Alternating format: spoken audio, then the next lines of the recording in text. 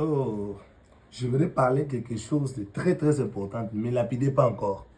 Ici chez nous, dans le monde entier, avec plusieurs analyses faites, dans le monde entier, et particulièrement ici au Congo, je vois il n'y a pas de prophète.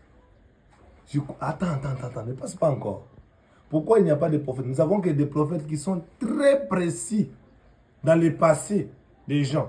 J'ai vu que ton nom s'appelle tel, tu es né tel, ton père s'appelle tel, ta maman s'appelle tel. Et puis tu as mangé tel, tu es né tel mois. Ça, ce n'est pas la prophétie. Ça, c'est la parole de connaissance. Nous avons besoin des prophètes qui vont nous dire, par exemple, dans le monde, ils vont arriver telle chose, telle chose, telle chose, chaque mois. Pourquoi ils sont capables seulement de prophétiser avec précision sur le passé et sur le présent. Mais le futur n'arrive pas à prophétiser. C'est pourquoi il doit y avoir une nouvelle génération de prophètes. Alléluia.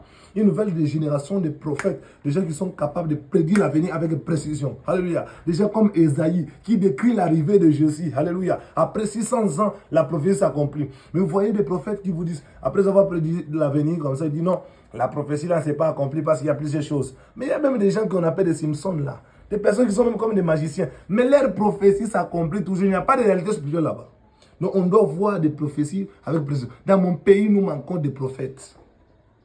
On doit voir cela. Dans mon pays, nous manquons de prophètes. Nous avons que des gens qui sont que dans des spectacles. Qui sont que dans des spectacles. Mais pourquoi pas un prophète va nous dire comme ça, de la même manière qu'il prophétise avec parole et connaissance en disant non, voilà.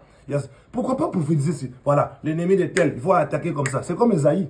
Et Élisée plutôt, ils disent au roi en disant l'ennemi va attaquer par tel côté, l'ennemi va attaquer par tel coin. Mais ici, qui est donc le prophète qui peut vous dire non? Par exemple, pour nous le Congo, le M23 va attaquer de telle place, avec précision, sans ambiguïté.